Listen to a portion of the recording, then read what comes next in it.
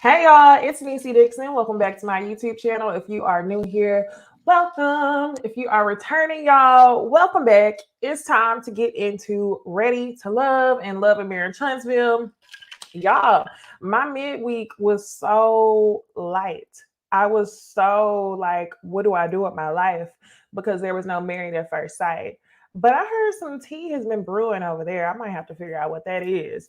But y'all tell me what y'all thought about Ready to Love, excuse me, as well as Love and Marriage Huntsville in the comments, okay? I will say, Ready to Love, we've already determined that this season is dry. Love and Marriage Huntsville, Carlos, Carlos, you had them questions. You had them good questions. If y'all are unaware, me in the Ooh Ladies First panel, which is me, Bondi, Jamie, and Jay Lee, we actually interviewed Kimmy and Mel while the season was still on, and we asked him some of the same questions that he asked them on that stage, and it just made me feel even more validated that we were like, yeah, we on the right track. Yeah, we really doing these interviews, okay? So y'all go check out those interviews. One interview is on Jay Lee's Corner channel, and then the other interview is on Bondi's channel if y'all want to see that. I'll try to link them below so y'all ain't got to search all over YouTube. But it's just funny. I want y'all to watch that reunion and then watch our interview that we did with them a couple months ago. And it'd be funny for us to see like if their answers changed or if we kind of prompted Carlos to ask those questions. So before we get into the video, y'all already know the drill. I've updated the little pictures below. Y'all be sure to follow me on Instagram. I always post in my story whenever I'm about to go live on there. Y'all be sure to follow me on Twitter. If you feel like making a monetary donation, feel free to send a super chat or send me a cash app because YouTube does like to tax on those donations, okay? And also, y'all go ahead and subscribe. Let's see how far we can get before the end of the year, okay? Alicia, can't wait. Dwayne, Lily, let's go ahead and get into this review, y'all. Let's go ahead and start out with Ready to Love. For those of you who are new here, Love and Marriage Huntsville will be time marked in the bottom of the video. Okay, so thumbnail.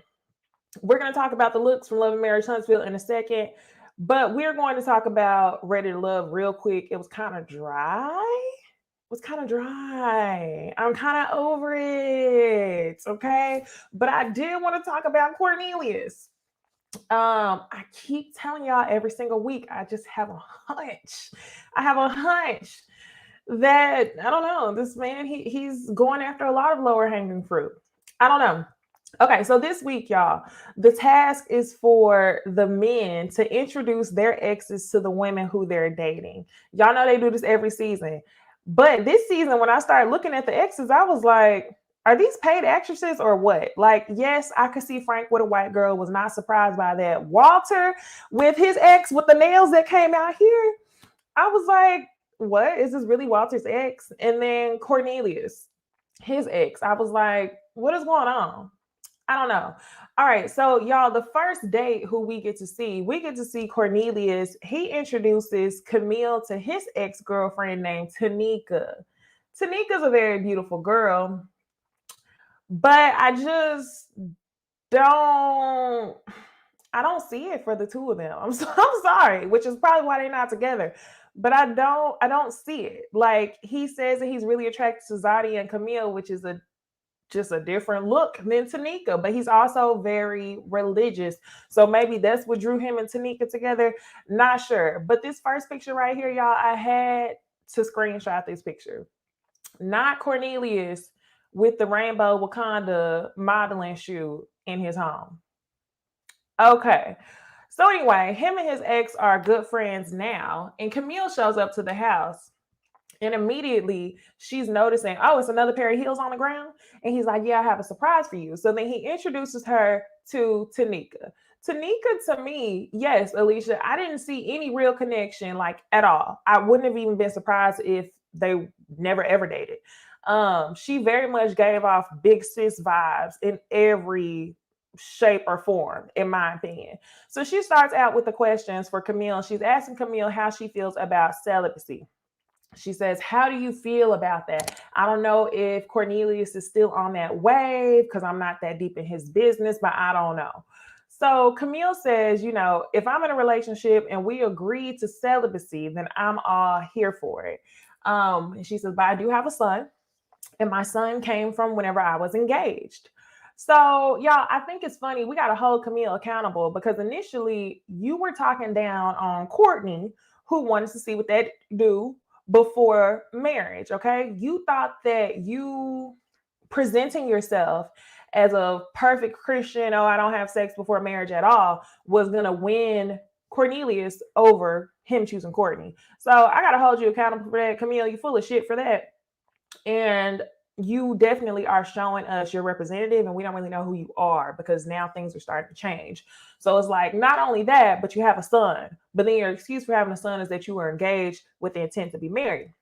So then that comes up, and she says, yeah, I was engaged not once but 3 times. Takes a sip of wine, sips wine, and Tanika immediately is like, oh, okay, so why is it that you were engaged 3 times and you didn't get married? Like, what do you think is different now? And she says, well, she was engaged at a really young age, and now she feels like she's more ready than when she was in the past. She also says that this time is specifically different because God is in the mix of things, where in her previous relationships, he was not in the mix. So I feel like either they're editing out good questions or either people just are not asking good questions, because my next question would have been for her to say that you were engaged at a really young age. You were engaged 3 times. So were these like back-to-back engagements all before you turned 25 or something like that? I would like to know. I guess we never got the answer to that because it doesn't seem like she asked. So anyway, they seem to have a good meeting. Tanika thanks her for being honest with her answers and thanks for her for answering the questions. And Cornelius gets ready to walk Camille out the house. Camille, with her possessive ass, says, when is she leaving? And, so cute, so funny. Cornelius is kind of just going with the flow. He's definitely, I don't like how he's just blowing in the wind like a leaf. Like, Cornelius, I'm going to need you to be assertive. And it's so funny because for him to say that he's deeply religious, something about him should just seem more assertive to me. You should want to lead in your relationship. And it doesn't seem like that's what you want. You just want anybody, honestly, because y'all, I feel like Camille is a lower hanging fruit. This is something that I coined in my last video, y'all. No shade. When I say lower hanging fruit, I don't mean that she's not the prettiest or she's the old. I don't mean anything like that. What I mean is she's all over him. Cornelius did not have to do any work to build this connection or whatever y'all want to call it, because it really ain't no connection. Obsession. Cornelius didn't have to do any work to build this obsession. So what I want to know is, if Cornelius really wants to find a wife, if he really is a man of God, why is it that you're choosing this woman that's all over you and you have no real basis of what y'all's relationship is built off of? Like, you should have dated around to see who you were interested in, especially being that you're not having sexual relations. It should be easy for you to get to know these women on a mental or emotional level. So that does not make sense to me with Cornelius at all. I would love for Cornelius and Camille to just go home, but something ain't right, y'all. So Tanika's overall thoughts about Camille when she leaves is that Camille has good answers, but her red flag is that Camille has been engaged 3 times.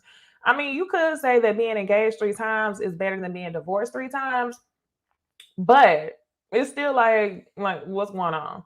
And I hate whenever people jump into these relationships and they think that just because you're with someone who is a believer, that it's going to be any better than not being. Like, I don't understand, y'all. Believers still make mistakes, okay? There's a lot of devils sitting up in the church, okay? There are people who will use the word of God against you to manipulate. So it's just funny to me whenever I see women in general come on these shows, or men, and they think that it's going to work just because they both are believers. It's like, okay, we'll see about that.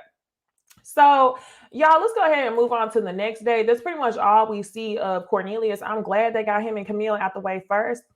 Would love for them to go home together or separately, whatever. I'm over them. So now, y'all, we get to see what Phil is doing on his dates. Y'all, he invites two of the ladies out to meet his ex. Her name is Debrina. She has a beautiful head full of hair. And Shiloh arrives first. They're sitting at this little bitty ass table. I have to say that. I noticed the table was so little. And then Tasia trails in immediately after. And y'all know Tasia is thick. And I hate being like, y'all, I'm 5'7", and I'm not like the thickest, but I'm athletically built. And I hate whenever I show up somewhere last and you be having to squeeze in between all these little people. And I know that's probably how Tasia felt whenever she pulled up to that table, because Tasia was sweating bullets the entire time. So she shows up. And immediately she starts complaining about this seating arrangement. That's all she complains about this entire time. She's like, yeah, I show up. Phil is at the head of the table, y'all. You see Shiloh and Tasia on one side and then Debrina on the other side of the table. When Tasia is sitting here calculating everything in her mind, and she's like, you know what? Debrina should have been sitting somewhere else, so that way me and Shiloh will both be sitting right next to Phil. And I'm like, Tasia, this is why. This is why the men have not built any type of connection with you at all. Something is very odd about Tasia, beautiful girl, thick ass girl, career driven girl, but the ability to just be more human does not seem like it's there at all. You sitting here talking about business all the time, or you're being really calculating about this whole seating arrangement. It's like you're always in corporate mode whenever you're answering these questions. So speaking of, y'all, Tasia says she's feeling like a homewrecker, right? So then they get down to the questions. Debrina ends up asking the question, what are your... No, Octavia, you haven't missed Huntsville yet. Huntsville is coming on the second half. So anyway, Debrina asked the girls, what are your deal breakers in a relationship? Tasia, sweating bullets, like I said.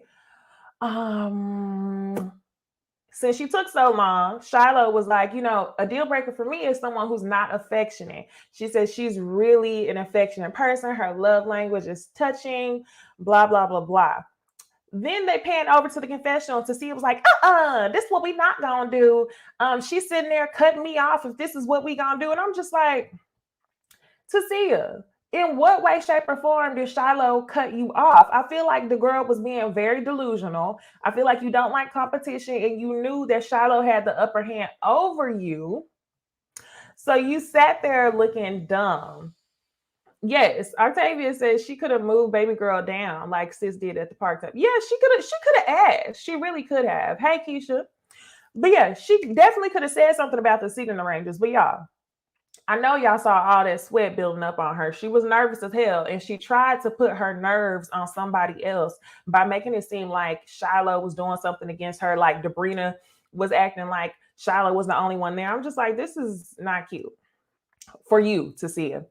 So then they start talking about, what are your red flags? Debrina asked both Shiloh and Tasia what their red flags are in a relationship. And like I said, Tasia always has this corporate uptight thing about her. And I don't know if maybe that's like a protection mechanism because she felt like she always had to do it. I don't know. Okay. But it ain't going to work over here is what I'm going to say. So Tasia says, mine is that I can be a little bit uptight and I'm always serious and people don't like that. And Debrina says, that's it. Because I think that Tasia's answer was the honest truth, but Debrina was looking for something a little bit more juicy. I don't remember what Shiloh said her red flag is. I don't even think they ended up showing it, right? So they end up leaving. Both the women, Shiloh and Tasia, leave. Y'all, Tasia, all I can talk about is her sweating because she was nervous the entire time and it was so awkward to see. And I had secondhand embarrassment from looking at her during this entire situation. So once the ladies leave, Phil is having a conversation with his ex, Debrina, and Phil says that his connection with Shiloh is definitely the strongest, and that's who he preferred over Tasia. He likes Shiloh. It's pretty clear to us that he likes Shiloh. But my question here, was it just me, or did y'all notice what happened to Aisha? Was there something that happened last week that I didn't know? Because it seemed like Tasia was number 3 in my mind, it seemed like Shiloh and Aisha were competing for Phil. So I don't know why we didn't see Shiloh and Aisha on this day. I don't know. Okay. I would have took seeing all three of them on the day, honestly. But I just thought that was weird that y'all just gone edit Aisha out. Y'all, that's what I don't enjoy about this show sometimes. They be chopping and screwing stuff. When I say chopping and screwing, I mean editing and placing things. And I'm like, what's going on? People make connections that we don't really know about. They show connections that we don't really care about, like Sydney and Phil. So I didn't know what was going on. So now, y'all, we will move on from Phil to Frank. Frank with his smooth talking. Come on over here. Y'all, this man irritates my soul. Everything about Frank is so fake, so GQ. I feel like he very much gives, he's one of those, can I get a hug ass niggas, you know? Frank irritates my soul just off of doing nothing. And that's what I got in this scene. I really did not expect to see him with a white girl. I mean, I'm not surprised, but I didn't expect to meet his white ex, if y'all understand what I'm saying.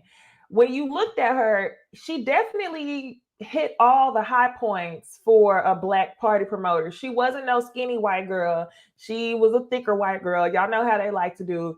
She was a thicker white girl. So I could definitely see them being together, but I'm just like, Frank, you are so corny that this is another reason why I'm like, yeah, I could definitely see you in a relationship with Leah. I was about to call this girl Lauren. So anyway, Frank, he introduces us to Leah. You see the blonde girl in the pictures, and as I said, she was a little bit thicker. She definitely didn't have no BBL. She was naturally thick and tall. But yeah, he introduces her to Sydney and Mumin. And Sydney shows up ready to ask 50 million questions. She opens up the notes on her phone. And it was funny to me because it felt like some of them questions came from that TikTok video. Who approached who first? Who's the first to reconcile? Like, whenever she said who's the first to reconcile, I was thinking about the TikTok videos that people do. Yeah. So anyway, she asked 50 questions.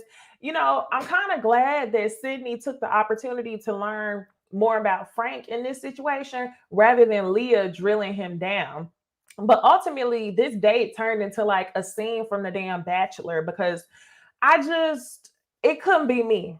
I'm telling y'all right now, it could not be me sitting on this date giving debatable, competitive answers for who sounds the best, trying to woo a man over.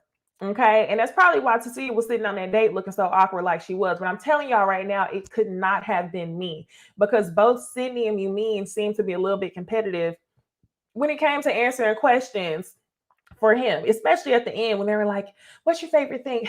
He's just special. Everything about him is just so special. And I'm just like, really? Really?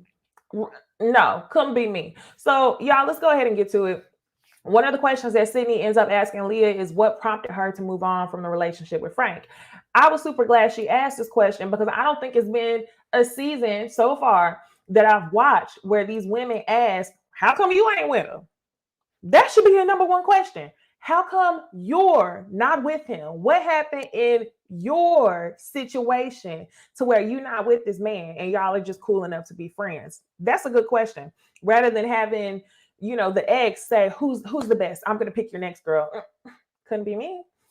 So now, y'all, Leah's answer to that question, what prompted her to move on was that she wasn't getting enough attention. She, takes it to her being a Leo. And they're like, oh my gosh, I'm a fire sign. I'm a fire sign. Oh my God. Y'all know I love Zodiac, but it was just, this date to me was just entirely head ass from Frank, from Leah, from Mumin and Sydney being overly complimentary, from them, bonding over fire signs. This entire day was head ass to me. And I was just like, ugh. So then she asked some questions about kids. Sydney says, of course, I want to be married first. Do you have a timeline? And then I feel like Sydney gave a very pick-me answer.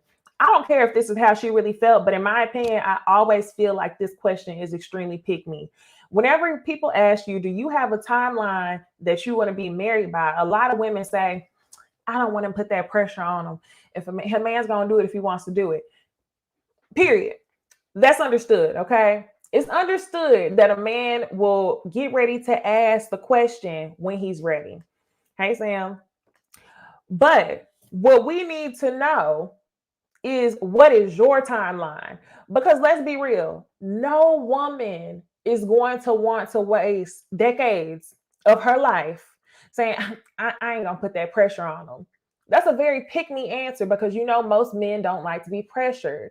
But I still feel like you should be able to stand firm in what you need. And that's when Mumin came with the right answer. Mumin says, I feel like at this age, you should know within a year or two if this is someone who you want to marry.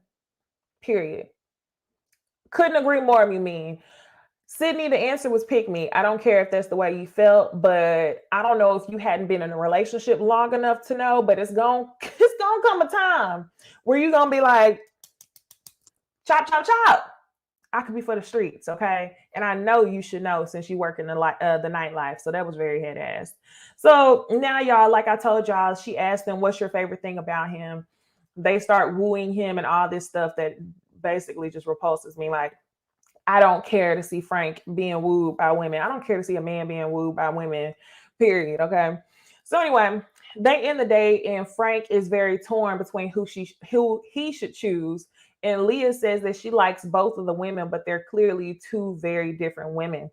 Honestly, in this situation, y'all, I would prefer Frank to choose Sydney, because Sydney doesn't seem like she's as serious as Mumin. And being that Sydney don't want to put that pressure on a man, I think you should waste Sydney's time rather than wasting Mumin's time, because I don't think you're serious either, Frank. So let's move on. We're gonna move on to to Walter. Y'all, Walter's ex was a very different type of girl, and it was just the nails for me. It was the nails. It was the space on the side of her mouth where she was missing a tooth. Um, her face was pretty, but I was just not expecting Walter to be with this woman. So her name is Denise. She's supposedly an ex. She also looks much, much younger than him. So I want to know, like, did y'all really date? Y'all just exchange numbers in the club one night? Like, what is it? I wish y'all went into more detail about who is who. Yes, okay. Octavia said she was ratchet.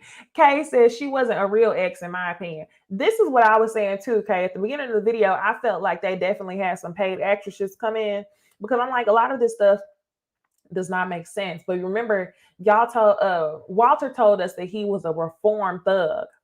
So this might have been one of his, around the way girls. Might have been one of his bottom girls. You never know. Leary's mom says, not what I expected. No, not at all. So yes, these nails. That first picture I had to show y'all, the nails was basically coming out here. And whenever she first came to the table, Sabrina, Denise says, okay, so you're his type. You're very cute. You're very cute, very sophisticatedly his type. And she killed me because she said, you're sophisticatedly his type. And I was thinking to myself, Denise and Sabrina don't look like they have anything in common. So what do you mean his type? Like, if that's the case, then you're not his type, Denise, because ain't no way you're going to tell me that Sabrina is his type and you're his type. Like, no. So anyway, she ends up asking Sabrina, Walter really likes a challenge. And Sabrina says, yeah, well, I'm a challenge. She comes off very headstrong, very firm. I don't want to say the word aggressive, but she definitely seemed like she was on the brink of being ready to turn up at any second. And I don't know. It was just very weird for me to see Sabrina like that. It kind of made her a little bit more unlikable, in my opinion. I never felt no type of way about her before, but when I saw her on this date, I was like, ugh, I don't really like her. So the questions that they get into, y'all. Denise, she says to Sabrina, do you have crazy in you? And I kind of understand why she asked that question, because Sabrina was coming off very firm and it like intense. That's the best word to say. She came off very intense. And Sabrina says, no, I'm too classy and fabulous to be crazy.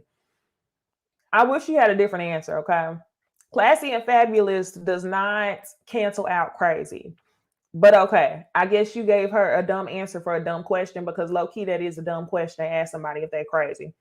So Sabrina says to Denise, I feel like I don't have any questions for you. There's no questions that I could ask somebody that could validate my feelings for him. And while all that is cute, Sabrina, you still should have took the opportunity to ask questions. It was very much pick me. It just still felt pick me. Like, I don't need to ask somebody about him. I want him to know that I take his word for who he is and who he shows me he is. Sabrina, really? I guess. So anyway, Mumin ends up arriving, and when she arrives, Sabrina says, "I have a styling gig. I actually have to go. I'm so sorry. I have to go because I know Sabrina. Y'all, Sabrina probably did have work, but she didn't have work as soon as Mumin arrived. Sabrina basically was like, I'm not gonna sit here and compete for this man. And for that, girl, I don't blame you because when I tell you that scene with Frank, Sydney, and Mumin, it was like, ugh. I wouldn't want to sit here and woo him either. But like Lyric's mom just said, she was too stank. It was something about the way that Sabrina was very just, ooh, I'm better than you. Why are you bringing this girl around? I ain't got to ask you nothing. This is my man. She very much was giving like she thought she was better than her. It wasn't like, I'm leaving because I don't want to compete. It was like, why am I even here? Bye. And that's what made me not really care for Sabrina in this scene. So she ends up leaving. And if I was Mean, I wouldn't have gave a damn at all because we could both have our one-on-one time. Because you're not gonna sit here and compete with me because that's one thing I won't do. So they talk about kids. Oh, but I can't tell y'all. I can't move on to Mean without telling y'all what Sabrina said before she left. So Sabrina leaves, and then in her confessional, she says, "Daddy know where home is." Sabrina, you're 45 years old. Can you stop it with this behavior? Daddy know where home is. I'm disgusted. I don't like I don't like when women do that. I don't. I'm just like, I cannot. When Tay talk, this is the one. She says, my thing is, she thought she was too good to be there, but it was okay for him to sit there with 18 of her friends. Facts. That's the thing. She very much was given that she thought she was too good. And it was like, ugh, that behavior is very ugly. So now, like I said, Daddy know where home is. We'll move on to Mumin. Mumin ends up discussing kids. They both want to have kids. They talk about having 3 kids or 5 kids because y'all don't forget that Mumin is a singer. And then she also talks about how she's not having sex until she gets married. Now, we know from earlier episodes that Walter says he's a very sexual person. He was in agreement with Courtney that he had to find out what the sex was hitting for before he ended up getting married. So that's where him and Mumin really, really differ. But I think that Walter's ex-girlfriend Denise actually called this right. Denise says that she doesn't think that Mumin will actually make him wait until marriage. And I agree. I feel like a lot of the people who come on these shows, it's always like, I'm waiting until marriage. But if something happens, or it's always like, I would like to wait until marriage. It's never no stone cold, it's locked up down there and I threw the key away. It's never nothing like that. People always come on here and you could tell that the door is a little bit open. They leaving the door open, but they just like to put on the front to make sure that you're okay with their beliefs. So yeah, I agree with Denise. Denise says overall she is feeling Mumin over Sabrina because she thinks that Mumin would end up being the safer choice. And some of the red flags that pop up for her when it comes to Sabrina is if Sabrina is crazy or if Sabrina is controlling. And low key, I have to agree. I had the same exact questions. Octavia, she says that daddy comment gave her that they've had sex and it gave her an unnecessary ego boost. Girl, they may have. Hey, Harold. They might have. That's the one thing about this show. We don't get to see what they do when they go home. So all of these people are having relations. All these people are having relations and we don't know exactly what's going on. So I would not be surprised if Sabrina was laying up with Walter. Y'all, I would love for Walter to choose Naeem. Sabrina, something about Sabrina. In this episode, it really reminded me of Naya, the one who broke KG's heart 2 seasons ago. She reminded me of Naya, a 45-year-old woman who really just, I don't know, your mentality is still very much you like 25. Daddy know where home is. Girl, bye. Okay. So now let's move on to the next date. The next date we see is Naeem and Zadia. Naeem, your ex still wants you. This is probably the only one where I was like, this is really, really, really your ex because she still wants you. She still wants to have sex with you. And she still thinks that she kind of has some sort of ownership over you because the way she acted on this date to me was very weird. It was like she wanted to make it clear that her and Naeem go way back. Like that's her man. Let me put you on game.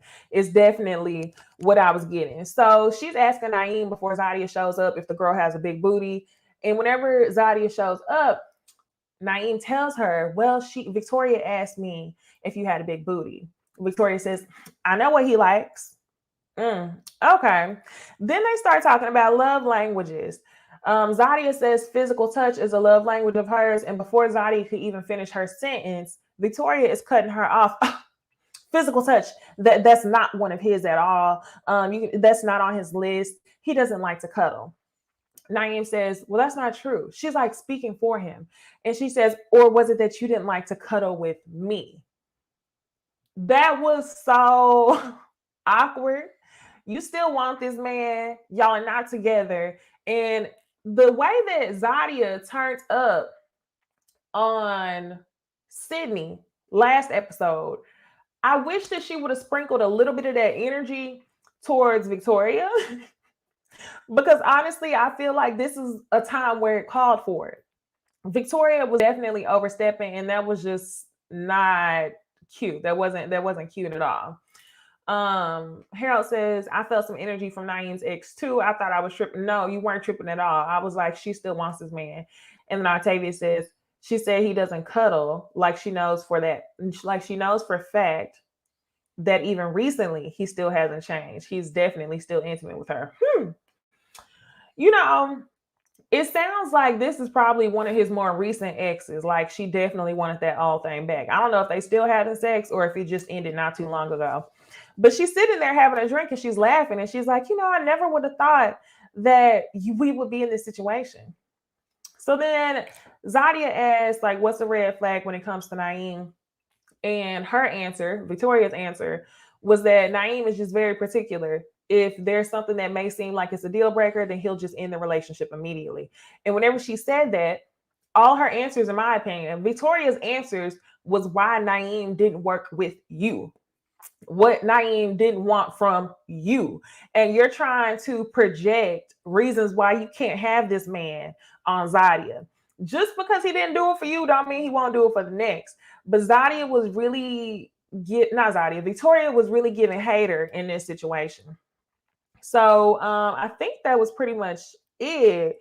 One of the overall thoughts, Victoria ends up saying that her concern is that she wonders about Zadia's ability to be there for him emotionally. And my thought was like, did y'all chop and screw something here? Because I didn't hear Zadia say anything about emotion. They very well may have chopped and screwed something there. But why would Victoria think that Zadia doesn't have the tools to make Naeem satisfied? I don't know. Sounds very haterish to me, like I said. So then she also tells Naeem that women often see him as a way up or a way out. Apparently, Naeem makes a lot of money. I think this man works in cybersecurity. But Victoria, she was the wrong ex to bring on because I'm like, you keep bringing up things that apply to you and doesn't apply to everybody all the way around. So that was quite ugly. So now, y'all, we can move on from Naeem and let's get into Dante. Do I have a picture of Dante? Because all my pictures is out of order, y'all. I don't know what happened when I uploaded. Okay, I don't have a picture of Dante. Anyway, y'all, I'm gonna leave this up here while I talk about Dante. But what I wanted to know is, Dante, you have been telling us episode after episode after episode that you have three baby mamas, three kids, and that basically you have spiritually reformed yourself. Why is it that the time we get to meet your ex, why don't you bring one of your baby mamas on the show? Like, or all three. You've been talking about the baby mamas the entire time, and then you come grab some random ex for us to meet. And I'm like, did nobody ask for this? We want the kids. We want the ones with the kids. So I thought that was weird. Dante introduces his ex-girlfriend named Stacy into Zadia and Shiloh. Zadia also was uncomfortable with this date, not as uncomfortable as Cecilia was on hers, but Zadia was just like, not really feeling this. And Stacy says that over the years since Dante has moved to DC, she's seen him mature a lot. They in turn ask her, would you date him again? And this is why I feel like Stacy wasn't a real ex. Because she says, if I wasn't like an ex, I would date him again. What does that mean? If you weren't an ex, you would date him again. If he's changed so much, why can't the answer just be yes? Okay.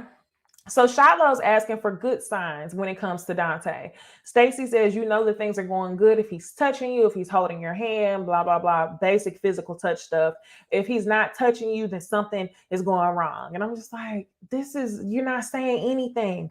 And then Zadia is asking for warning signs. So then once the women end up leaving, the overall thought is that Stacy feels that Shiloh is a better fit for Dante, because Shiloh was looking for the good in Dante rather than the bad. And in my opinion, I think Shiloh is the better fit for Dante in this situation as well, only because y'all seem to get along on this spiritual tip. But part of me feels like Dante probably isn't as spiritually renewed as he says. You have three baby mamas, three kids, and then if you were to get with another woman, you will have four baby mamas, four kids. And I just don't understand why you wouldn't have brought one of your baby mamas on the show. Like, would they have said the same good things that Stacy would have said about you? Then the other question is, you're in DC. Where do your kids live? Like, I don't know. I just don't know. I would not want to, preferably, I would not want to date a man that had three kids and three different baby mamas. Everybody deserves, some sort of grace and time to change. But for me personally, I wouldn't want to take that. I wouldn't want to find out. But I do feel like Shiloh has the patience to find out if Dante is really a changed man. You understand what I'm saying? Shiloh just seems very much more forgiving, more spiritual. So I think that Shiloh and him would be a better fit. So what happened after that, y'all? We see Keisha says, if you weren't an ex, you would be dating him for the first time, right? If you were not an ex, exactly. She said, if I wasn't like an ex. I'm like, what are you talking about? So let me go on to this date that don't nobody care about. Sydney and Phil go on a date. They had been feeling each other apparently for a while, but nobody ever made the move on each other. So Sydney decided to ask him to go to the gym. That's where they start talking about kids, how Phil's a godparent and what they want for their future. They want to be married, they want to be parents, all this other stuff. And Phil says that, he just had an instant connection, a spark. And he says, she's different. So it's funny to me how all the women are using these terms, shrinking. It's time for you to shrink, shrink, shrink, shrink. And, you're introducing your top two women, supposedly, minus Aisha, to your ex. And now all of a sudden, this late in the game, you talking about, oh, you have a strong connection with Sydney. It's like, Phil, what are you doing here? Phil isn't doing nothing here, in my opinion. Dante isn't making real connections. Tasia was not making any real connections. I don't know if it's the casting. I felt like DC had much better chances than Houston. But now since I'm seeing this, like, Houston definitely was that girl for this show. I heard even the Atlanta seasons was better than this. I don't remember watching an Atlanta season. But okay. So yeah, they talk about family, kids, etc. Blah, blah, blah, blah, blah, blah, blah, blah, blah, blah, blah. Don't care. So now, y'all, it's time to get to the men's lounge. They start talking about who they're really feeling on these dates. For Frank, he says it's Mumine for him. Walter says that Mumine has worked her way up to where she and Sabrina are both 1A, 1B. Like it's very close for him when it comes to Mumine and Sabrina. So he thinks that it's complicated. Naeem, of course, says Zadia. He really, really, really likes Zadia. Naeem has had his eyes set on Zadia pretty much this entire time. But in my opinion, when we first started this show, I always felt like Naeem would be better with Mumine. I don't know why. I just always imagined them two hitting it off, and I've never seen them date. So Frank in his confessional says that Naeem basically has blinders on when it comes to Zadia, and he's only seeing the way that Zadia presents herself to him. Now, my thing is, here we go with this chopping and screwing and editing. Frank, what would prompt you to say that about Zadia? Is it because of what happened in the ladies' lounge last week, or what? I don't think that Zadia is that bad of a person. And y'all, I told y'all in the last video, in my opinion, I don't think Zadia was on 100 whenever she said something to Sydney. I didn't think Zadia was on 100. A lot of people thought she was, but I did not think she was that bad, right? So I don't know why they edited this in, but they show previews for next week. And obviously, Zadia gets into an argument with Aisha. So what I think they did was, I think they edited one of Frank's confessional after the blow up argument on the trip next week, but they placed it in this episode because it just didn't make sense at all. I don't know.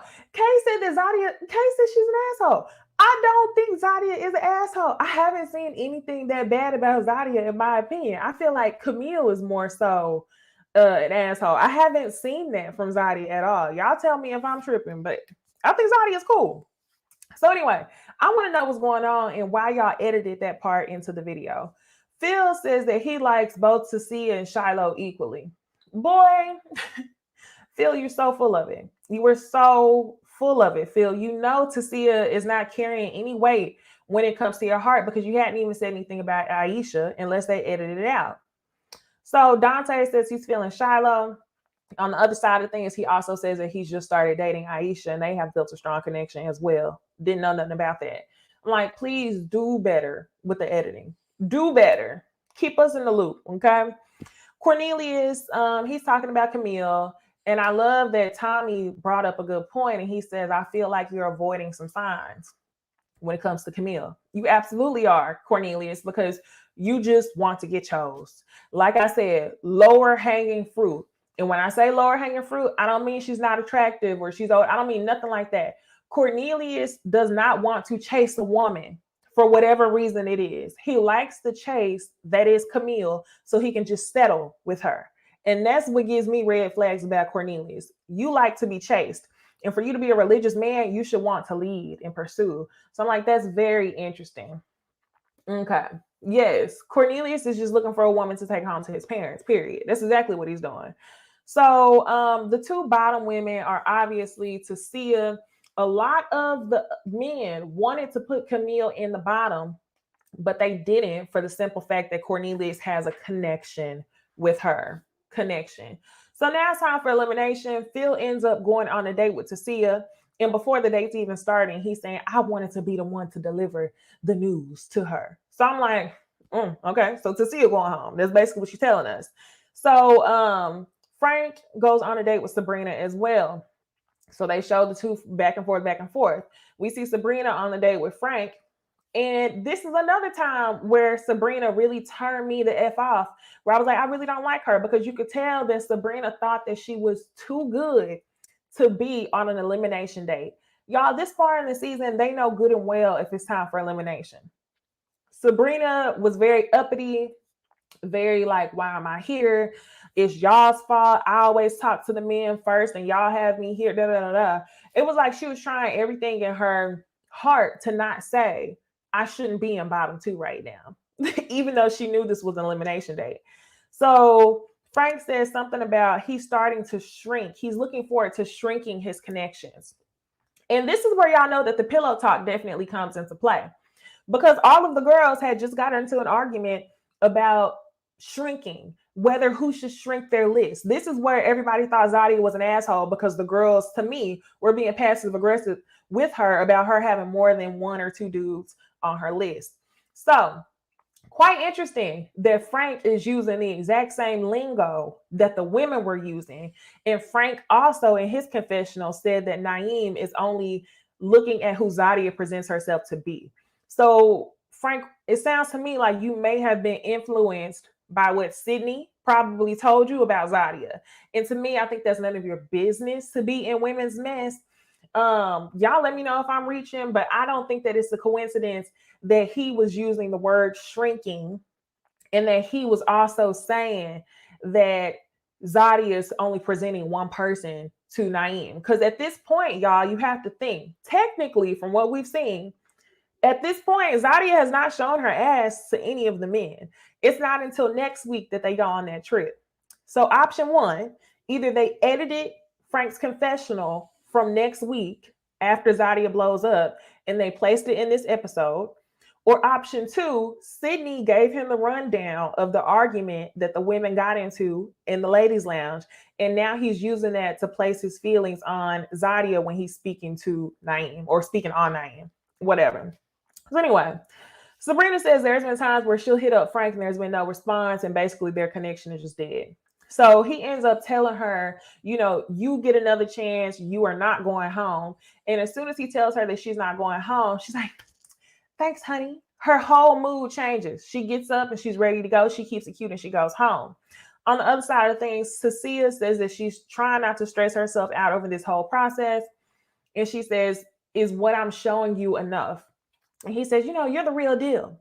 Cecilia says, well, obviously not real enough to stay. So that's where Frank tells her, everybody said good things about you, but we all determined that you're not ready to love. Frank, everybody was not saying all good things about Cecilia. I think that you would have served her more if you would have told her exactly what they were saying. You're too uptight. You're very businesslike. Nobody can break through your walls. You should have been telling her that. You basically gave her the, oh, it's not you, it's us.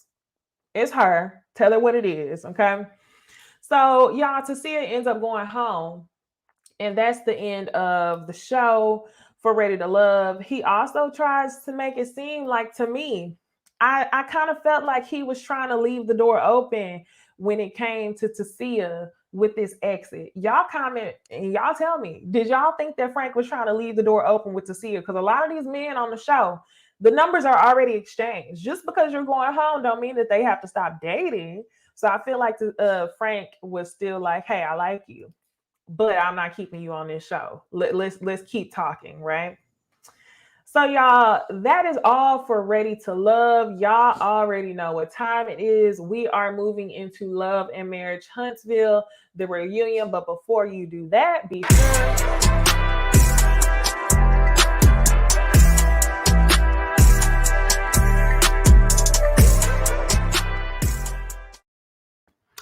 sure to like the video, y'all. It is time to talk about Love and Marriage Huntsville, which is what you all have been waiting for.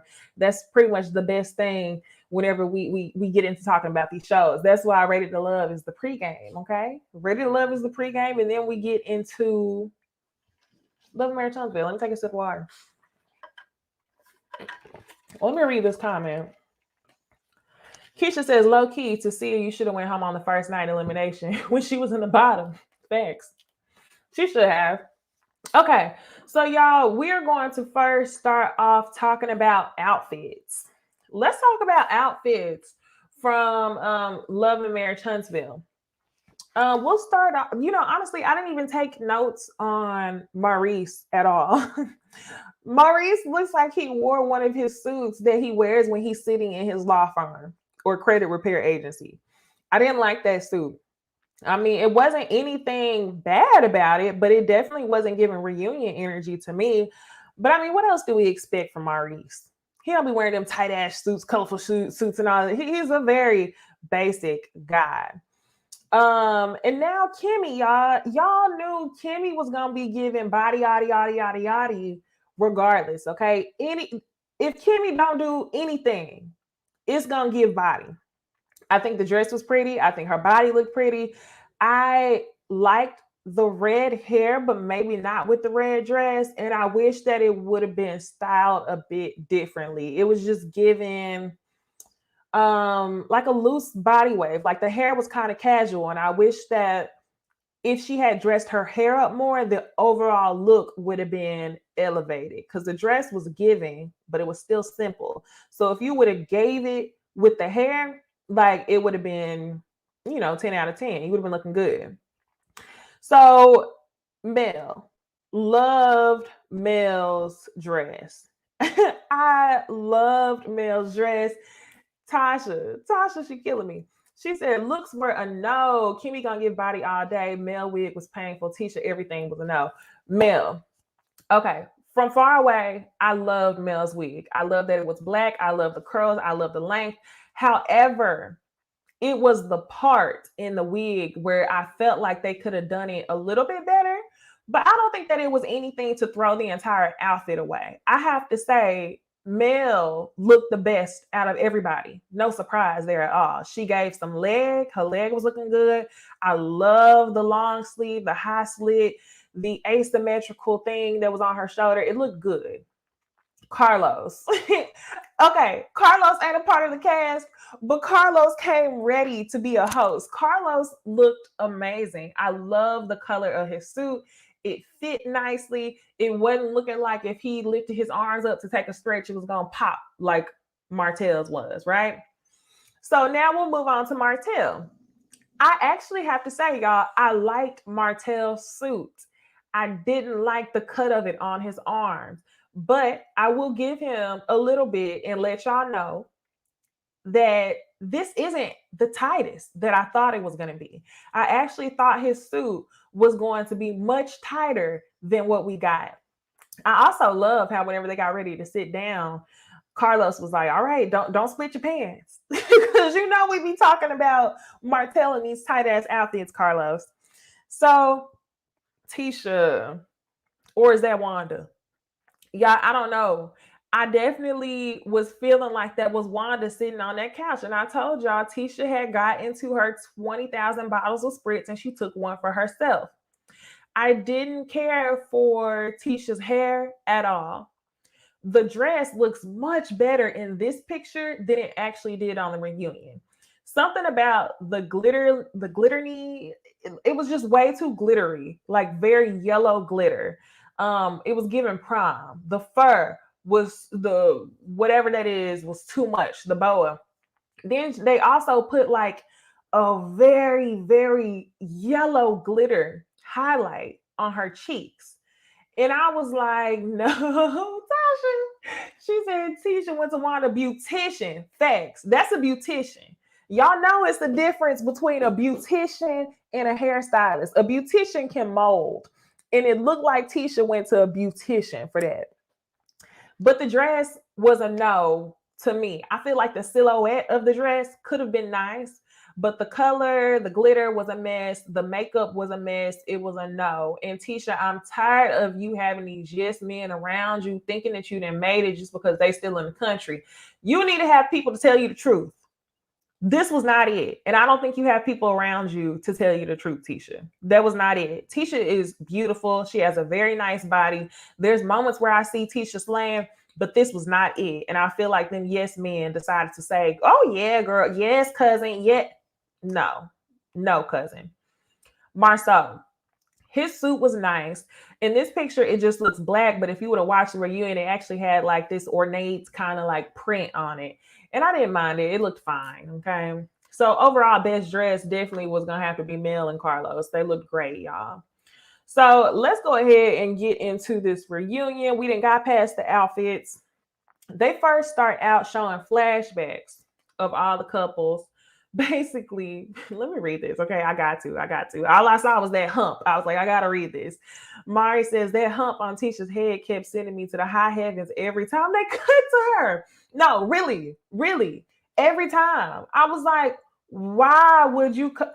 I'm surprised Marcel didn't tell Tisha that she was looking too much like Wanda because it was a bit much for me. And I was like, girl, you your mama daughter. Hey, definitely. Okay. So y'all, like I was saying, they start out showing flashbacks of all the couples. And, they just start talking about social media. Somehow that comes up. Tisha says that she stays off of Twitter for her mental health. And I know that's right, because Tisha, they be lighting your ass up. Tisha, I be wanting to light your ass up sometimes, but I just try to keep it cute, because I feel like you done heard it all before and you're not going to do anything different about it. So I don't want to waste all my time, lighting you up. The people on Twitter do it. So yeah, Tisha, I do believe you should stay off social media. So Carlos pans over to the Holtz, which is Mel and Marcel. He ends up asking them, do y'all have any regrets about doing this show? For Mel, she says, absolutely not. Of course not. This show has, made y'all's business make money tenfold. Like, y'all are famous now. Y'all are making money on TV, making money in your business. It's like, why not? So, of course, Mel says no. And she says for the same reasons, that it's helped their businesses and they're able to achieve things much faster than they would have if they weren't on the show. Marcel. Something about Marcel, this reunion, y'all. I'm glad that Carlos was the host, because you could tell Marcel was thinking so hard, because he knew that there were things that he just couldn't bullshit on. He was taking his time every single time they asked him a question. And I also caught Marcel often saying, I'm sorry, like before he got ready to say something. And you could tell that he really didn't want to argue with Mel, which is why every time he said something, it was kind of like, I'm sorry, but this. Y'all, I hate to say it, but Marcel was making a lot of sense. Marcel was making a lot of sense with some of the things that he was saying. Some. Take it with a grain of salt. However, I don't think that it vindicates anything that he did. I think he wanted to feel vindicated, and you didn't get that. But you did make some sense in some of the things you said, so I'll give you that, Marcel. So for Marcel, he regrets doing the show, he says. He feels like, in a way, he did the show for Mel, because Mel came to him and said that she wanted to be on TV. He never wanted to be on the show. And he also felt like if there was no show, he would still be married. Mel says that she disagrees. The only person who really knows the answer to that is Mel and Marcel. Y'all, I don't know. Part of me feels like Mel probably still would have gotten a divorce, but I feel like she probably wouldn't have got divorced that soon.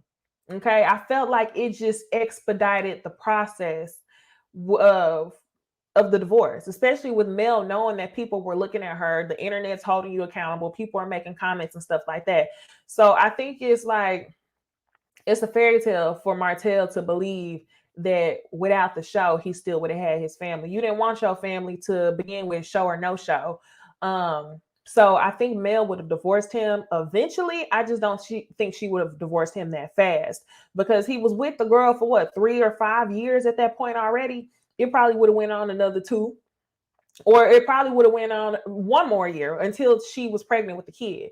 So I think it's cute that Marcel can try to put the blame somewhere else. Yes. Alicia said, I think Marcel struggles with accountability. Yeah, I think that Mel would have left eventually, not as fast. All right. So Marcel, we go over to Marcel, and they're asking him why he hated the title of the show. What I think is kind of cute about this part 1 is, y'all, this is the 3rd season. They're going back and kind of asking questions about like when the show first started. And it's good to see that, because Carlos is the creator of the show, and he can address a lot of the questions that people have had about the entire series, not just what we've seen in this one season. And as I said at the beginning of my first video, it's good to see that Carlos did ask some of the same questions that we asked both Mel and Kimmy when we interviewed them for the Ooh Ladies First panel.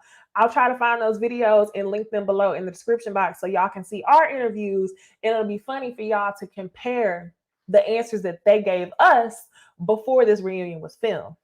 I think it was before the reunion was filmed. So anyway, Marcel says that he didn't like the name of the show because he thought that the show was going to be about construction. So he sent them an email talking about love and marriage because he's good at construction. And y'all, I kind of want to be shady. Y'all think he was disliking the name of the show because his marriage was probably in shambles, or because he felt like there was something about him that could get exposed? Or do y'all think that was truly about him thinking that the show was going to be about construction? I don't know. So let's move on to this whole side chick conversation. Y'all, this is a 3-part reunion, and I am so glad that if we're going to have this side chick conversation, that is going to be completely over with part 1. I've said this so many times throughout the season. I don't believe Kimmy was a side chick. I don't think that that's a fight that Kimmy always has to fight. We've seen her talk about it so many times this season, even in the last episode when they were at the party. She brought up the side chick thing, and I'm like, Kimmy, you good. You ain't got to explain it. Anybody who believes it is a fool. You good. So the question that Carlos asked Maurice was a great question, because we actually asked Kimmy that question ourselves, but it was more so a question for Maurice to answer. How come he didn't speak up on the side chick situation, which was very interesting, because y'all, throughout the seasons, even when they were in Vegas, we see the men joking about Kimmy being a side chick. We see so many conversations about Kimmy being a side chick. And for whatever reason, it has always seemed like it was Kimmy's battle to clear her name, and not necessarily Maurice's battle to clear his wife's name. You would think that he would say something about it, but he never did, right?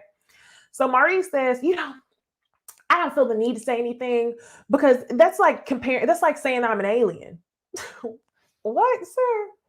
What? That's like saying I'm an alien. I shouldn't have to argue that point. There's a physical impossibility that Kimmy should have been a side chick, or that Kimmy was a side chick. And it's like, yes, we get that. But why couldn't you stand by her side and say these things earlier on? Monique says Kiowa gets mad about the timeline, but she was actually cheating. Yes, we're going to get to that. We're going to get to that. Yep, SD says that this is in regards to Marcel. Marcel didn't want his tea exposed. When they do these shows, they don't know what it's about at first, and they just start filming. Right. So, Maurice, it's like you trying to correlate this situation to you being an extraterrestrial being is not the same. You still should have been saying something on your wife's behalf this entire time, and you didn't. So what he's explaining by it being a physical impossibility was that they discussed that once you file, you have a 6 months grace period to retract the divorce papers, right? So him and Kimmy had gotten together, I guess, sometime at the end of that 6 month grace period is what I'm thinking. But either way it goes, Maurice was not living in the same state as Kiowa anyway. So he's saying physically, like, that's not even like a real thing. So he doesn't know why this timeline is being chopped and screwed for the audience, right? So then they start talking about where the side chick rumor came from. Carlos ends up saying, Marcel, you heard that side chick rumor from Marcel, correct? And Marcel, you can tell he even hesitates to answer this. Marcel says, yes, I heard it from Marcel when he was joking. Marcel immediately tries to throw Marcel under the bus. And this is the only part where I'm like, Marcel, I actually believe you. Marcel tried to have Marcel put his clown mask on, and he says, well, that's how you know it's not true if it came from Marcel. That's you abusing the situation and knowing that Marcel has tarnished his credibility. The way that Marcel has joked about Kimmy being a side chick, the way that Tisha still feels the need to have some sort of loyalty to Kiowa, even though that's his ex-wife, tells me that what Marcel is saying is true. And you were joking about it, okay? So I hate that he tried to use Marcel's negative track record of being a cheater against him when it comes to whether or not you called your sister-in-law a side chick, which you did. You did, okay? So anyway, I believe Marcel. Tisha, they end up asking her, did you hear that Kimmy was a side chick, and where did you hear it from? Tisha says, I heard it from Kiowa. No duh. No duh. But were you and your husband going around saying that Kimmy was a side chick? She didn't answer that question for us, right? So then Kimmy explains that they signed the divorce papers before she even knew him. Maurice goes into a deeper explanation saying that he actually had to serve her twice, not that he filed and retracted and then filed again. It was the fact that he served papers to her. She was avoiding signing the papers. The timeline ran out for the papers to be good, and then he had to reapply. So he reinforced the fact that he wanted a divorce. His mind never wavered in the in between. So he claims that him and Kyle were not sexually involved after he filed. They were not romantically involved in any way. And I'm glad they asked that question because that could, I think I brought it up in my last review. I could see Kyle being upset if that was the case. If you thought that you were working on your marriage, you could say that she interfered. But at this time, you weren't working on your marriage. Then they bring up this whole toothbrush situation. And Maurice says, yeah, I don't want somebody to use my toothbrush twice. I'm like, say it with your chest. Like, say what you mean. And ultimately, Carlos ends up asking him, did she do something in your marriage that was unforgivable? And then we find out that the answer is yes. So we can put 2 + 2 together and we can say that Kyra cheated in her marriage. So that is beyond to me that we've been talking about this for just about 3 seasons. The entire storyline has been that Kimmy was a side chick, but let's start at the beginning. Like Kimmy says, let's start at why you and Maurice are not together. Y'all have to be upstanding people to come on this show, allow people to call Kimmy a side chick and not explain that the reason why there was a divorce anyway was that she cheated. So I'm just like, what is going on? So I think I do believe that Kyle cheated on Maurice. I believe it.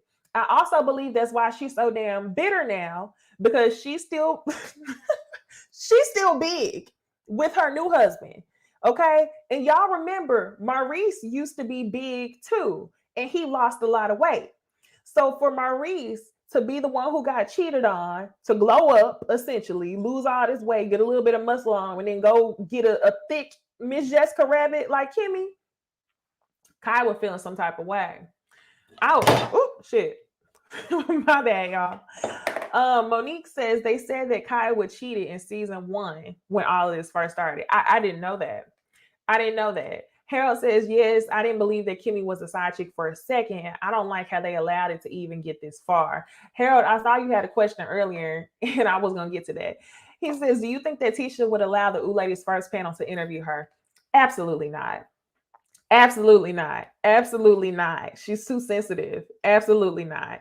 So anyway, I'm not even trying to be shady, y'all, but I think that Kyla is still feeling some type of way that Maurice has glowed up and found somebody else, which is why she's saying that this lady interfered with her marriage. And that's also why she's trying to say that Kimmy was a side chick, like this man was stolen from you. You cheated on this man. He left you, glowed up, got somebody better than you. So the only way for it to make sense in your mind is to make this woman be a home worker because she looks better than you. That's just my opinion. So anyway, y'all, yes, that's exactly what it is. Kimmy just solidified the breakup. Yes, they were already done. They were already done. And it wasn't until he got with Kimmy that she realized how real it was. And then she smeared her damn name.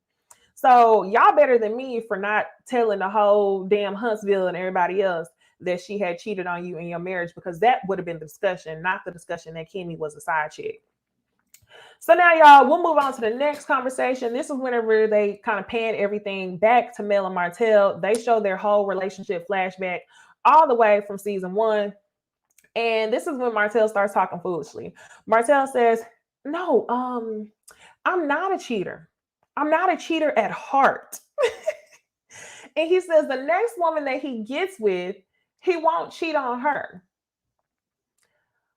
Marcel, you're not a cheater at heart. So then it's like, what are you trying to say? Are you trying to say that this woman is just so different that you didn't have any self-control when it came to her? Are you trying to say that this woman is your soulmate? If so, you're divorced. Why haven't you married her yet? What are you trying to say? You're full of it, okay? You're trying to make it seem like cheating is just something that you just can't get out of your system with this one person. It don't make sense, and it ain't never made sense because you're full of shit, Marcel. So Carlos brings up how Marcel put his family at risk during the pandemic because y'all got to remember Ariane got pregnant during the pandemic when everybody's supposed to be on lockdown. So Mel and Marcel were in the home together after she had just had their newest baby. Y'all, I didn't realize that all of this happened so recently until Carlos ran the timeline for us. Y'all, this was literally like yesterday. And Miss Keita Johnson is definitely standing by my side. She said it's 57 likes and 137 people watching the video. You know what? I think it's time for a like the video. Y'all be sure to like the video so we can continue.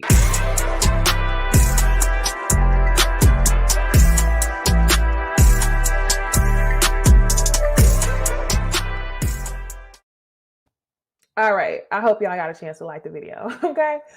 But my thing is, you put your family at risk during the pandemic. I didn't realize how recent all of this was. It just seems like it was so long ago. Y'all know the pandemic literally felt like 5 years in between, right?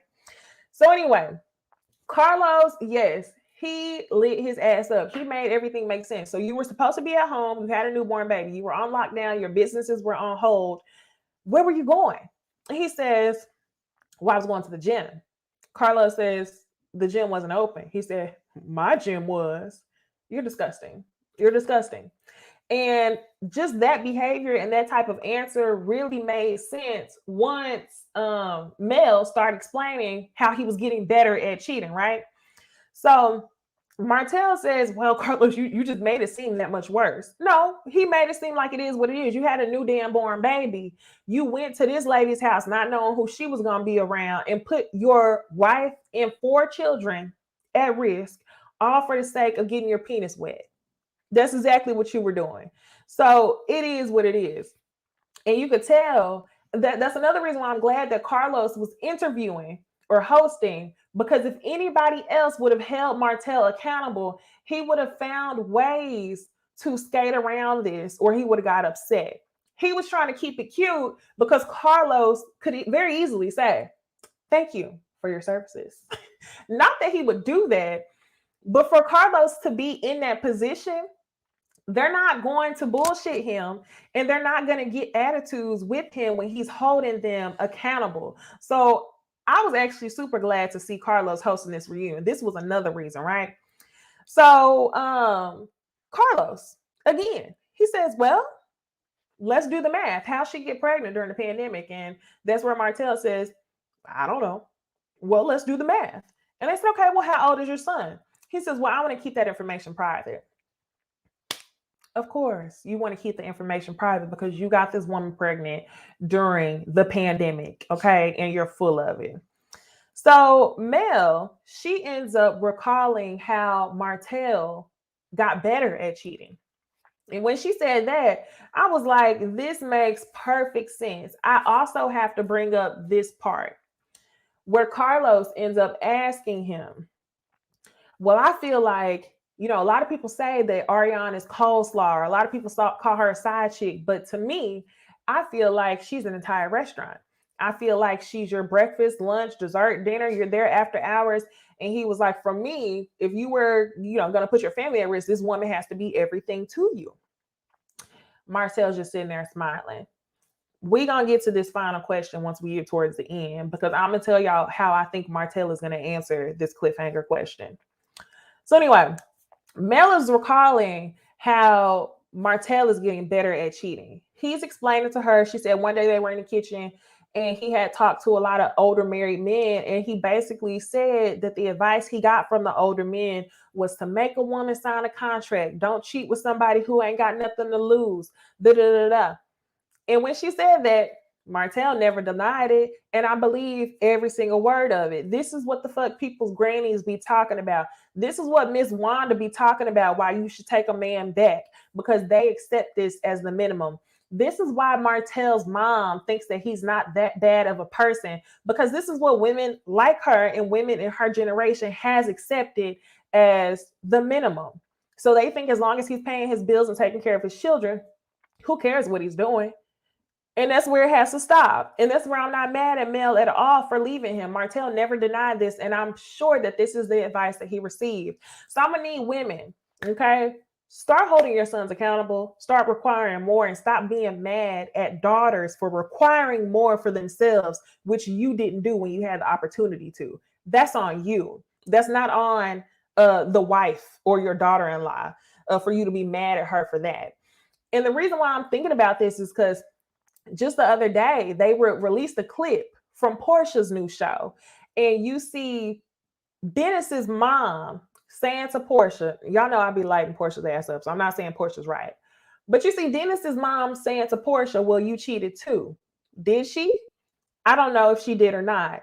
But my thing is, because that's something that you accepted in your marriage, you can't be upset at your daughter-in-law for saying that she expects more. Okay, it's trash behavior, and that's why it's a lot of people's mediocre ass sons running around here. Okay, that shit is triggering.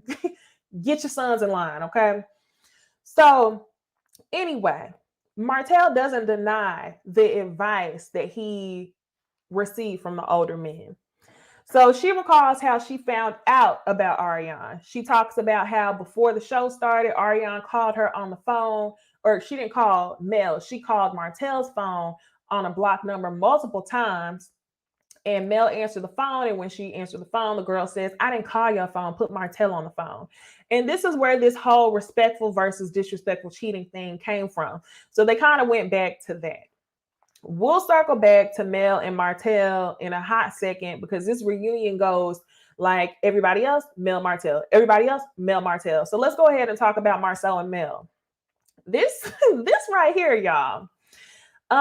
Martel is saying that Marcel and Mel had an inappropriate connection. So I'm like, what are you talking about? So he explains how Miss Vanessa, which is Mel's mom, called him on the phone shortly after finding out about Ariane. So she calls Marcel on the phone and she says, Mel and Martel, they down there getting into it. Can you go intervene, make sure that everything is calmed down? So Marcel, he calls Mel on the phone. They agreed to meet at Chick-fil-A. This is what Marcel says. They agreed to meet at Chick-fil-A and they talk. He leaves it at that. He don't say nothing about a drink. So then Martel says, okay, but you asked her to go get drinks. And he's sitting there not saying anything. Tisha is sitting there in Martel's ear. Who asked what to go get drinks? Who said what? Huh? Y'all know Tisha was sitting there ready to pass out, okay? Because Tisha's insecure. And Tisha was using that moment to see what she could get out of Martel. So she was sitting there chirping in the background. What? Who? And Martel says, yeah, but you offered to go get drinks. You didn't say nothing about that. So then Mel ends up saying, I'll tell you what happened. Mel says the exact same story. All of them are saying the exact same story. That's the funny thing. Every single one of them are saying the same story. Martel gave his story. Marcel gave his story. Mel gave his story, the exact same. Ms. Vanessa called them on the phone. They met at Chick-fil-A. The only thing that Marcel did not bring up was that he offered to go get drinks. Marcel's explanation for that was, I'm a drinker, so I may ask you to go get drinks. Okay? Martel's point was that it was inappropriate for you to ask a woman, a married woman, to go get drinks in a time where, you know, she felt like she had a shoulder, she needed a shoulder to cry on. And I have to say, I understand where Martel was coming from. However, I don't think that Martel's point was ever that Marcel and Mel were cheating or flirting or having physical relations. I think Martel was just simply saying that Marcel overstepped his boundaries. Marcel probably should have been, checking up on Martel. And if anything, Tisha should have handled what was going on with Mel and they could have went and got drinks. Anything could have happened Okay, because when she's in the heat of the moment and you're telling her that you're a shoulder to cry on, you're not verbally saying that, but you're offering to go get drinks. I could see how Martell felt that way. However, Martell is a cheater. And Martell is also thinking with the mindset that anybody asking to go get drinks is trying to lay down with your wife, because that's simply what you would do, Martell, because you have no guards or no boundaries when it comes to relations, because you cheated on your wife for 5 complete years. So I think that they just didn't want to bring out the fact that he went to go get drink, or that he offered to get drinks with Mel, because it seemed like Tisha didn't know anything about him offering to get drinks with her either. I don't think it was that deep, but I think that they were trying to gaslight Martell into making it seem like he accused them of cheating. I think his point was that in his mind, they overstepped boundaries. But also, I feel like Martell was probably getting a kick out of making it seem like he did something that was much more inappropriate than what it really was. Everybody had a different intent, but it was the same underlying story, which is why I really didn't even want to put that much stock into it. The funniest part, though, was that Tisha was in the background. What? Drink? What? What? And you could tell that Marcel had never even mentioned to her that he offered to go get drinks. Monique says Marcel should not have been a shoulder to cry on, considering Martell would have Ariane around him. Girl, say it again. Okay, you are so right. All of the men already knew about Ariane, and that's why I'm saying, y'all gonna tell me that Martell doesn't have any other dirt on Marcel? Y'all gonna tell me that that's not the reason why Marcel was shaking in his boots when the name of the show changed to Love and Marriage? Y'all do dirt together, okay? Y'all do dirt together. So yeah, Marcel definitely should not have been a shoulder to cry on. But I feel like everybody had different points when it came to this story. Everybody told the same story, and I'm kind of just like, okay, but what are we gonna do with this? Mel and Marcel are not messing around. So what are we gonna do with this? Besides laugh at Tisha because she's shaking in her boots. So what else goes on? I think that is pretty much it for that part. So now, oh my gosh, now y'all, we're gonna get to the very end of the show, okay? They talk about Martell saying that Mel cheated. Cassandra, let me read this comment. She says, yes, Necey, the story never changed, so it made me feel like something else may have happened because Mel and Marcel was stuttering. I don't think that anything else happened. However, I felt like they knew that they had crossed a boundary of getting drinks together to where people could infer that something happened. So they were probably very nervous because Tisha didn't even know that he had offered to go get drinks. So I think that's why they were both nervous, but I don't think that Mel would mess around with Marcel. I do think that Marcel, here, I'm going to say this. If Mel and Marcel went to go get drinks, if Mel was down to mess around with Marcel, not saying that she would do it, but if Mel was open to the idea, Marcel would have caught it like a basketball. Marcel would have been there. Marcel would have been there ready to catch it. And that's why I think they're both nervous about it.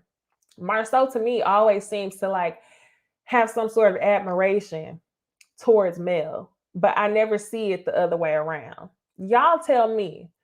I think that that's where he crossed the boundary, because if Mel was down for it, I definitely think Marcel would have caught it. All right, so now I'm gonna move on. Y'all tell me what y'all think, okay? Harold says definitely, Necey. I already see where you're going with it. Pacino Rule says hell yeah. Cassandra says yes. Yeah. Okay. Yep.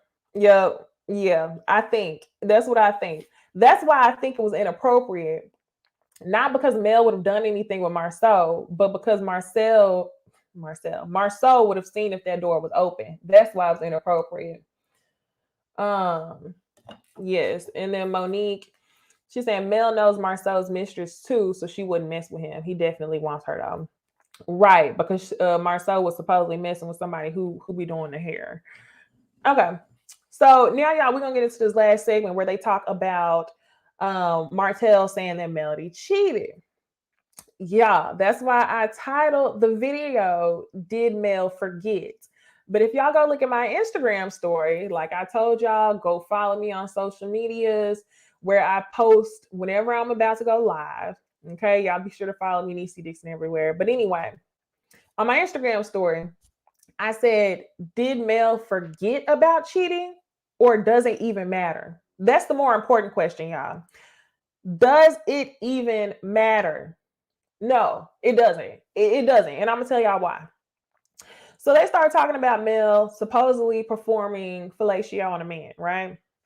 And um, she ended up answering the question. She says, okay, well, I'm going to be real direct. I'm going to answer the question. I had it performed on me. And that's when everybody's like, okay. But then Martell's like, but did you perform it on anyone? And she says, I no, I didn't. And then Martell says, well, I have a recording. I recorded the conversation of you telling me that you gave another man head. And as soon as Martell says that he has the recording, then all of a sudden she goes from saying, not only did I receive it, but I don't remember if I gave head in return. So then they end up asking her very specifically, when you and Martell were legally married, did you sleep with another man? And she says, when I left, no, Mel, when you were legally married, hey, J-Dub, when you were legally married, did you have sexual relations outside of your marriage? So then they said, okay, well, fine. Before Milani was born. And she says, before Milani, or she says, not before Milani was born. So she says, after Milani was born, she had sexual relations outside of her marriage. So then, like I told y'all, she says somebody performed fellatio on her, but she don't remember if she performed it. And Carlos, again, that's where I'm like, I'm so glad that you are hosting this reunion. Carlos says, I find it quite interesting that you would forget something like that because I think you remember if your mouth was on something. And I was like, literally, exactly. You will remember that. And then I just also want to know, like, how many men are out here performing oral sex and y'all are just stopping there because she never said that they had intercourse. So it's like, come on, like, yes, you did have sex with this man, regardless of exactly what y'all did during y'all's experience. To me, in my opinion, does not matter because at that point in time, Martell had already been cheating for years. And if it was after Milani was born, it was probably very close to the pandemic where he was still putting your family at risk. So I don't think that it would have mattered regardless. So then Mel says, well, the reason why I'm saying that I don't remember is because Martell is saying that he has the audio. Y'all, one thing about Mel and Martell, Mel is very much giving me that when she was still in the marriage, she would probably do things that were tit for tat. So I know good and well if she had sex with a man, she probably came home and told Martell about it to make him mad, okay? And allegedly, there's audio out here. I was looking at a video on YouTube from something, All Tea No Chaser or something like that. I forgot the name of the page, but it was the alleged audio. And in the audio, I don't think she ever said that she gave head, but she said that they had sex. Something, or he asked her in the audio, when was the last time you performed oral sex? And she says it had been 3.5+ years, but doesn't explain, like, was it 3.5+ years from now? Meaning that put us back at 2018. They don't really explain, okay? But ultimately, I'm here to tell y'all, I don't really give a damn, okay? Martell worked so hard to prove this point. I wish that Mel didn't lie about it, and I wish that she was more direct about it. I don't think that it makes a difference at all. So they're saying, well, what year did you exactly cheat? So Mel runs the whole timeline. She says in December 2017, she got her own apartment. And then by that January, she was talking to another man and they had dated for 4 weeks. And that's whenever they ended up having sex. So I guess 2018, that answers my question. So yeah, I don't think it matters at all. I don't think that this in any way makes Mel just as bad as you, Martell. To me, it just seems like y'all were two people going through a separation. One person cheated, the other person tried to get one up. Y'all were separated. Like, it doesn't really mean anything. Do I think that Mel forgot about it? No, I think she's bullshitting. But even if she did tell the truth, I don't think that would make her wrong. I don't care. Do you, girl? So then they ended up asking Martell, did you think that Mel would ever leave? And he says, no, I didn't think that me and Mel would end ever. I mean, we used to go to church and I used to go up to the front. Will you come? He used to go up to the front and try to repent, but it was something about it that he just couldn't get over, he says. Something about this woman. He has a special connection with this woman specifically because he says he's not a cheater in general. He says that he wasn't just cheating all over the place. It was specifically this woman that made him cheat. And that's where Carlos goes into saying, well, you know, a lot of people call her coleslaw, but I thought that she was the whole restaurant. She was your breakfast, lunch, dinner, late night snack. Like, this woman was everything to you. Martell's sitting there smiling. You can tell he's looking like he's nervous to answer the question. And now the next question is, if you met with her before, do you think that you would have married this woman instead of Mel? If you met her before you met Mel, would you have married this woman? In other words, do you think this woman's your soulmate? And I can tell y'all, no. He might say yes to get under her skin, but 100% no. He would not have married this woman. The reason why I'm telling y'all that now is because he's divorced and you still ain't married this woman. You're not even engaged to this woman. So if this woman was an entire restaurant, dessert, breakfast, lunch, dinner, late night snack, or whatever you want to call it, you would have been married that woman. Okay. So he might say yes only to get under her skin, but ultimately you could have married her if you were going to do it. And you could tell he's pausing and smiling because he's trying to decide, do I want to piss her off or not? So yeah, y'all, this review was much longer than what I thought it was going to be. I thought it was going to be a real quick chat conversation, but it ended up being real long. That was actually a really good part 1 of the reunion, y'all. We got parts 2 and 3 coming up in future weeks, y'all. Tonight I will be reviewing tonight I'll watch. Tomorrow I'll be reviewing Portia's Family Matters show. I already reviewed episode 1. If you haven't taken a look at that one, looks for tears. Oh no, she's so full of it, y'all.